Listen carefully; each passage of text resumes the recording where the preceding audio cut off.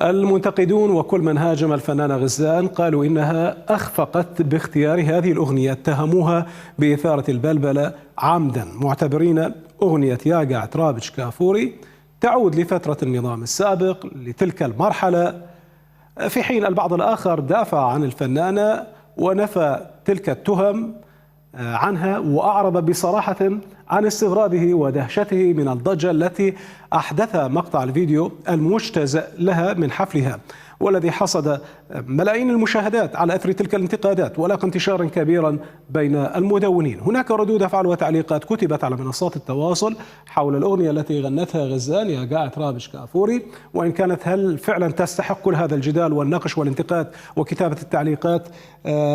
سنذهب إليها مباشرة وسنعرف ذلك.